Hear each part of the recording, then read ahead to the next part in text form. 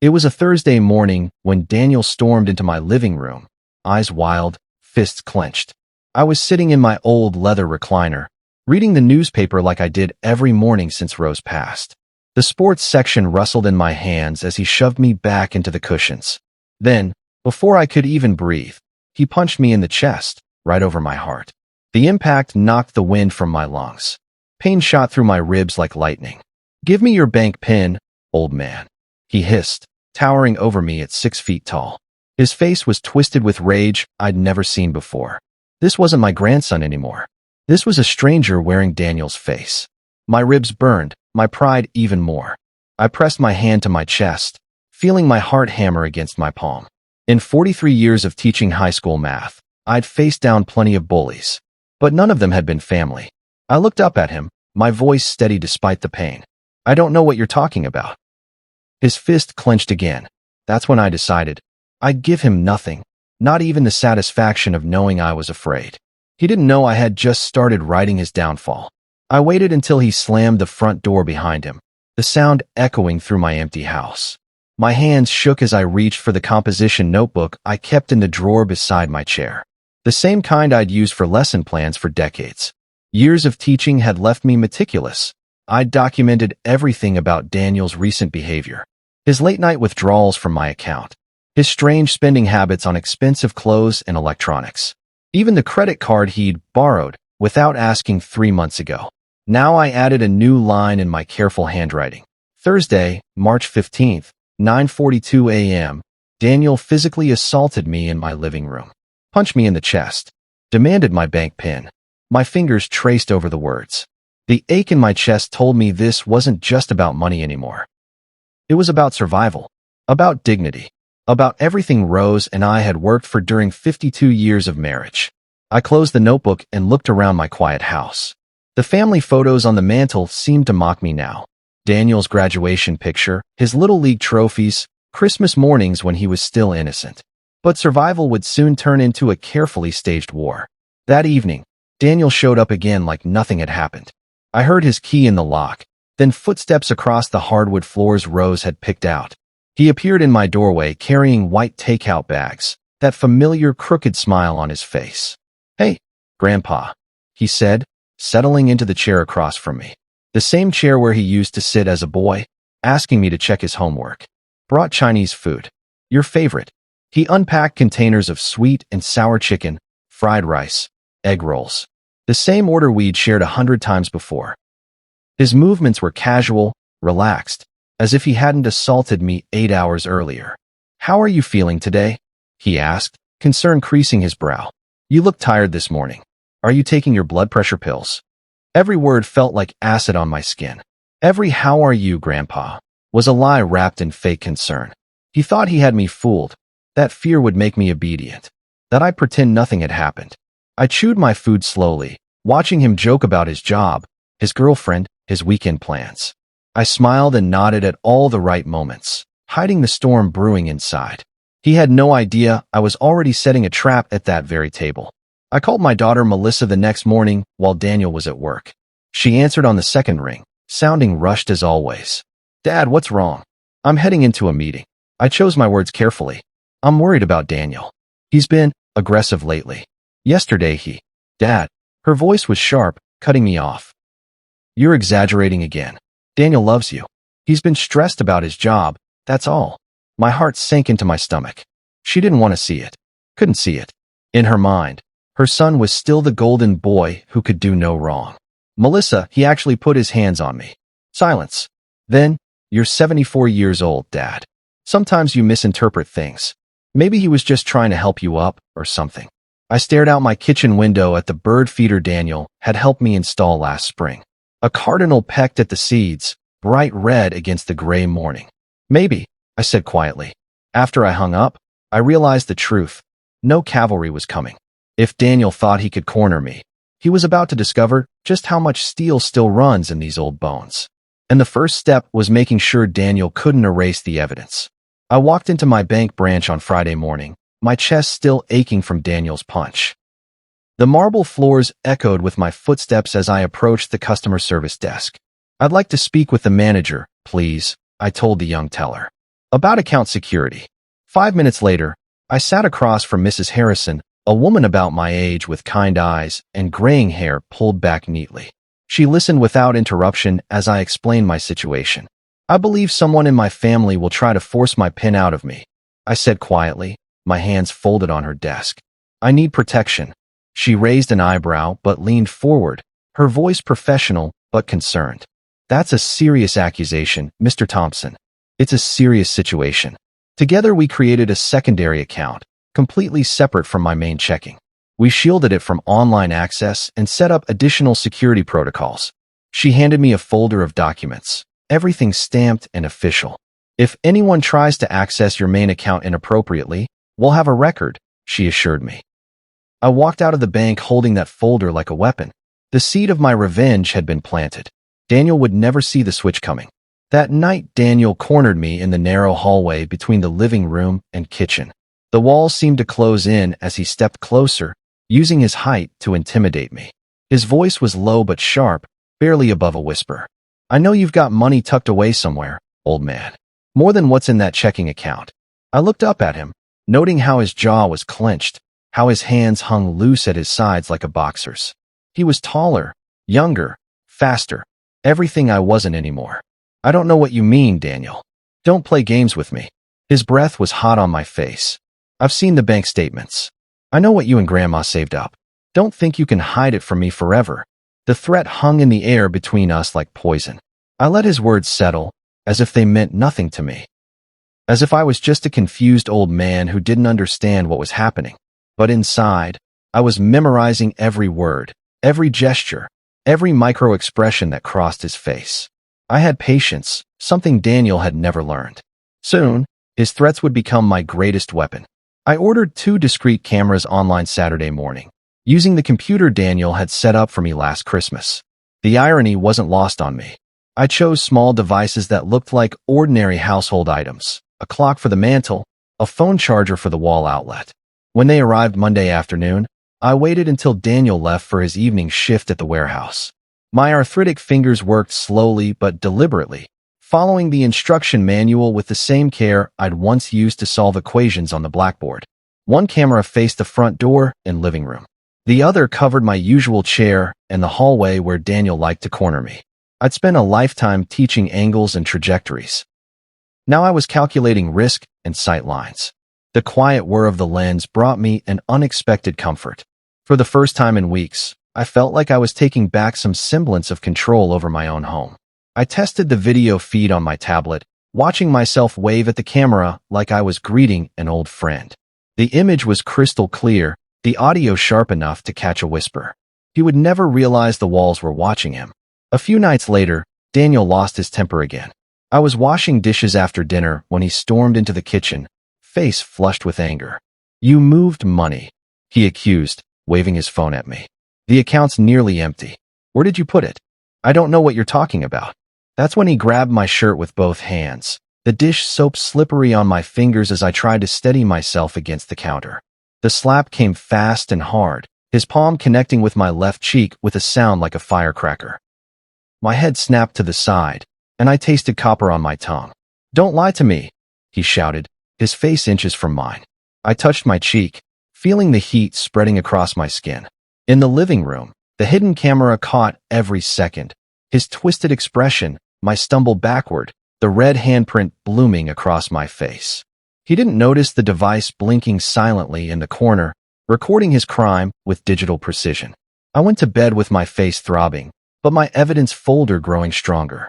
The only question was how long I could keep pretending. I let Daniel drag me to the ATM outside the grocery store one afternoon, playing the part of the confused old man. My performance was Oscar-worthy. "Come on, Grandpa," he said, his voice artificially patient for the benefit of anyone watching. "Just get some cash out. You know the drill." I fumbled with my wallet, dropping it once for good measure. At the machine, I typed in the wrong PIN twice, squinting at the numbers like I couldn't see properly. "What's the number?" he barked, his patience evaporating. A young mother with a stroller glanced over, concerned. I shrugged helplessly. "I think it's Rose's birthday, but backwards." His face twisted with rage as the machine kept my card. "You're useless without me," he spat, loud enough for the hidden camera in my jacket pocket to pick up every word. What he didn't know was that I was baiting the hook. Every public outburst, every display of his true nature was being recorded, stored, cataloged for future use. The mother with the stroller was still watching, her expression troubled. The bait would reel him in deeper than he ever expected. Melissa stopped by unexpectedly on Sunday afternoon, carrying one of her famous tuna casseroles. She found me sitting at the kitchen table, my sleeves rolled up despite the cool spring weather. Her face went pale when she saw the bruises on my forearm. 5 distinct marks where Daniel's fingers had gripped me during yesterday's conversation about money. "Dad," she whispered, setting down the casserole dish with trembling hands. "What happened to your arm?" I looked down at the purple marks as if seeing them for the first time. "Oh, that. I slipped in the kitchen yesterday. Caught myself on the counter edge." But her eyes weren't buying it. They darted toward the hallway, toward Daniel's bedroom, where his work clothes hung on the back of the door. Doubt flickered across her features like candlelight in a breeze. "Dad, are you sure that's all it was?" I met her gaze steadily. "What else would it be, sweetheart?" She wasn't ready to believe me, not completely. But I could see something shifting in her expression, a crack in the wall of denial she'd built around her son's behavior. She wasn't ready to believe me yet, but the seed of suspicion was finally planted. And suspicion, once planted, always grows. One night, I woke to the soft sound of drawers sliding open in my home office. The digital clock beside my bed glowed 2:17 a.m. in red numbers.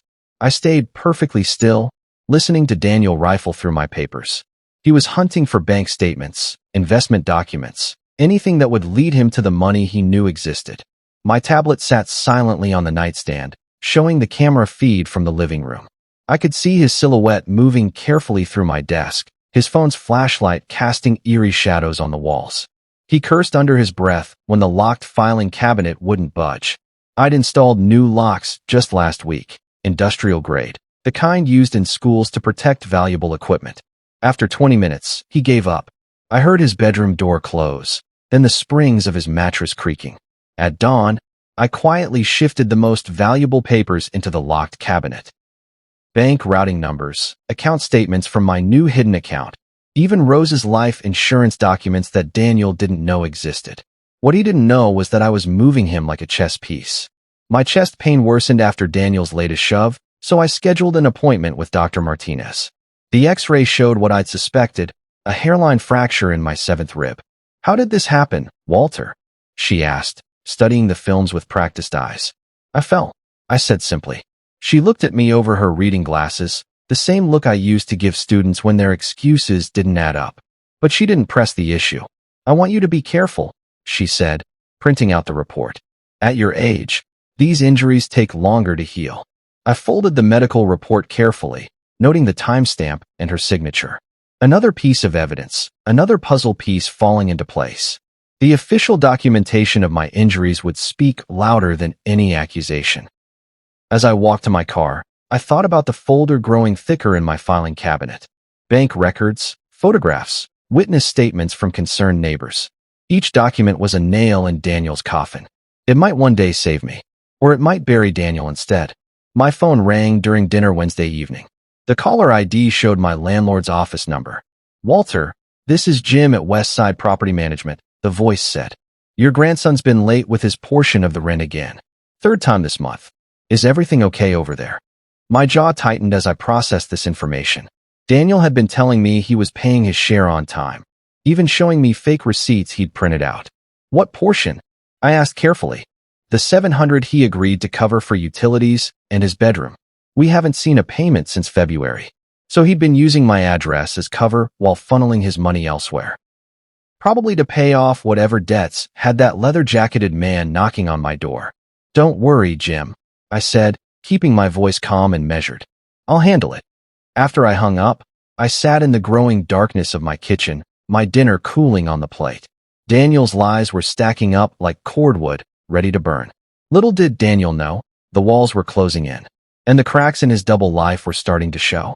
A man in a leather jacket knocked on my door Thursday evening, his knuckles sharp against the wood. Through the peephole, I could see his weathered face, the kind of man who collected debts for a living. "Is Daniel here?" he asked when I opened the door, his voice low and urgent. "He's at work." The man nodded, glancing over my shoulder into the house. "Tell him Marcus came by. He's got 3 days to make good on what he owes, or things get complicated." After he left, I sat in my chair, turning his words over in my mind. When Daniel came home an hour later, I mentioned the visitor casually. "Someone named Marcus stopped by looking for you." Daniel froze in the hallway, his work boots still untied. His face went white, then red, eyes darting like a trapped animal's. "What did he want?" His voice cracked slightly. "Didn't say. Just that you had 3 days for something." Daniel muttered something about misunderstandings and disappeared into his room. But for the first time since this nightmare began, I saw real fear in his eyes. Fear I was about to make permanent.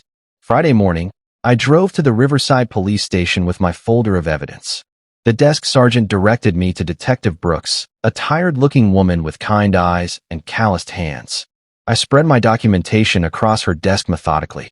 Photographs of bruises, medical reports, bank statements showing unauthorized access, audio recordings from my hidden devices. She raised her eyebrows as she flipped through everything, occasionally making notes in the margins. "Mr. Thompson, this is comprehensive," she said finally. "If you want to file charges, this is more than enough evidence for assault, elder abuse, and financial exploitation." I shook my head slowly. "Not yet, but I want a copy kept on file. Official documentation that I came here today." She nodded, understanding flickering in her expression. "You're being careful. Smart. Revenge isn't about rushing," I told her, gathering my papers.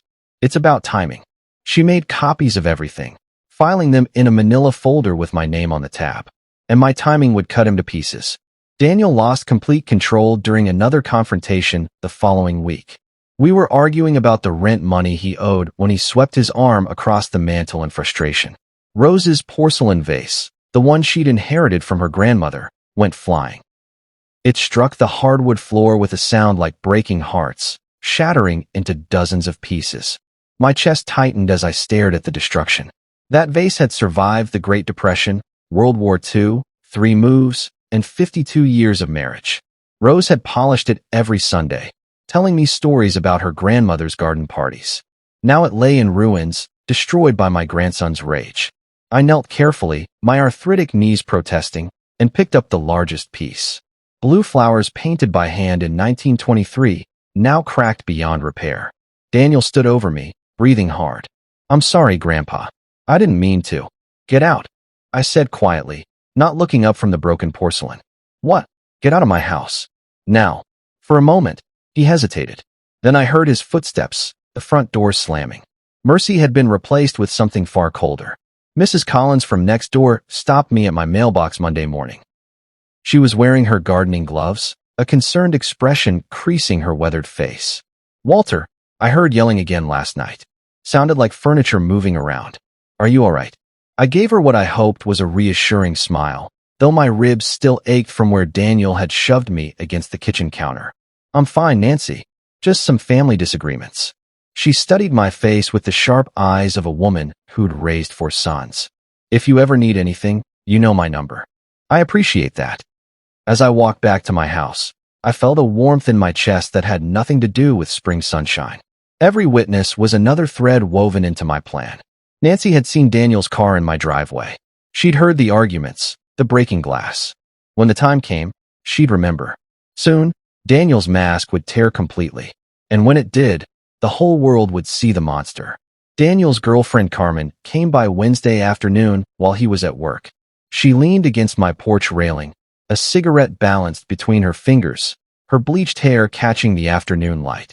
"Mr. Thompson, can I talk to you about Daniel?" I nodded, settling into my porch chair. Something in her tone set me on edge. "He's been saying weird stuff lately," she continued, taking a long drag. "Bragging about money coming his way soon. Said his grandfather would hand it over or else." My stomach clenched, but I kept my voice even. "Did he now?" She shrugged, flicking ash onto my flower bed. "Look, I don't know what kind of game he's playing, but be careful, old man. Daniel's got debts to some scary people. He's getting desperate." After she left, I sat on my porch watching the neighborhood kids ride their bikes. Normal families living normal lives, unaware that just 3 houses down, a war was being planned. Her warning wasn't just a warning, it was a countdown. That evening, I logged into my hidden bank account and executed the plan I'd been preparing for weeks. With a few keystrokes, I transferred every remaining cent from my main savings account to the secure secondary account Mrs. Harrison had helped me create. $47,000 disappeared from the account Daniel thought was mine, leaving exactly $127.43. Enough for groceries and utilities, nothing more. 2 days later, Daniel tried another ATM stunt, dragging me to the machine outside the pharmacy. But this time, when the receipt printed, his face went white. "Where's the money?" he shouted, shaking the paper at me like evidence of my betrayal. His voice echoed off the brick building, drawing stares from other customers. I looked up at him with practiced confusion. "What money? There was 47 grand in this account last week." I shrugged, my hand patting the hidden camera in my jacket pocket. "I don't know anything about that." His fury lit up the screen like a bonfire. "Where did you put it?" I whispered the only word that mattered. "Gone." And with it, so went his last illusion of control. Melissa called me late that night, her voice trembling with something between anger and fear. "Dad, Daniel just showed up at my apartment. He was asking me to co-sign a loan for $15,000. Said you were backing out on him, leaving him high and dry." I stayed silent for a long moment, listening to her breathing on the other end of the line. "He seemed different, Dad. Desperate." His hands were shaking, and he kept checking his phone like he was expecting bad news. "What did you tell him?" I said no, of course. But he got angry. Started saying things about how you were playing games, hiding money, making his life difficult on purpose. I closed my eyes, feeling the weight of everything settling on my shoulders. "Melissa, what do you think is really happening here?" There was a long pause, the kind of silence that changes everything. "I think I believe you now, Dad." Belief was all I needed to strike the final blow. Daniel burst through my front door Friday evening, angrier than I'd ever seen him. He didn't knock, didn't announce himself, just stormed into my living room like a hurricane made of rage and desperation. "Last chance, old man," he screamed, pointing a shaking finger at my face. "I need that money, and I need it tonight." I remained seated in my chair, my hands folded calmly in my lap.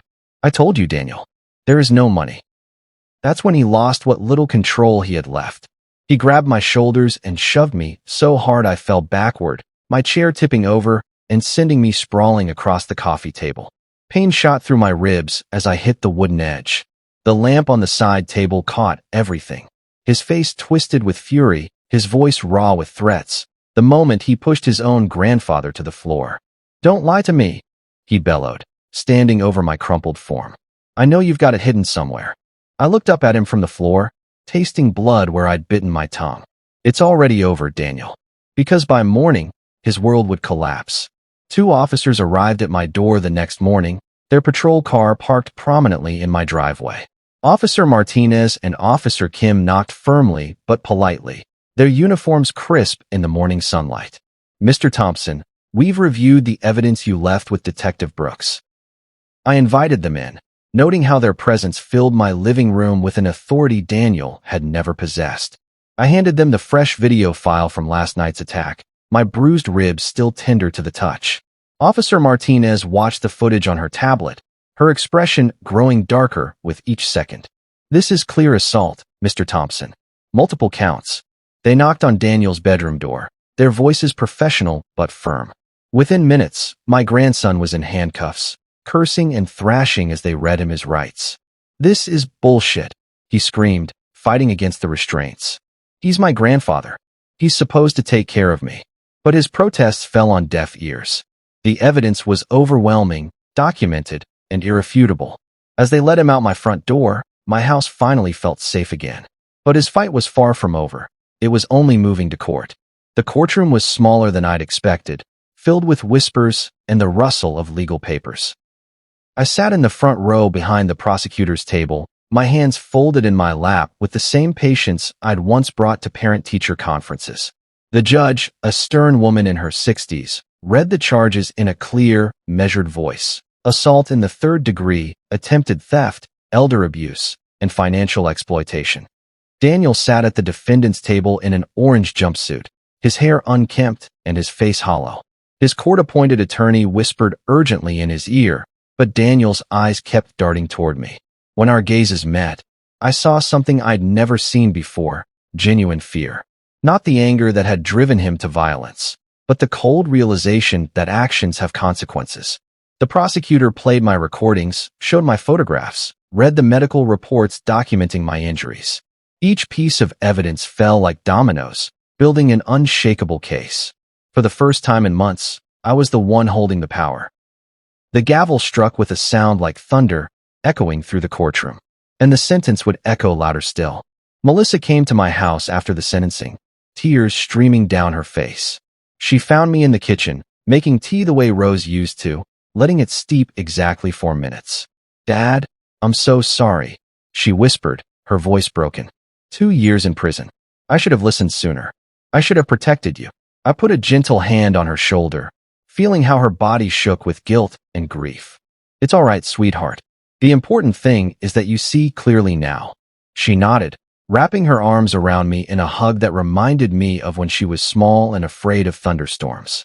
"I keep thinking about all the signs I ignored, all the times you tried to tell me, and I couldn't believe my own son would hurt you. Sometimes the people closest to us are the hardest to see clearly," I told her.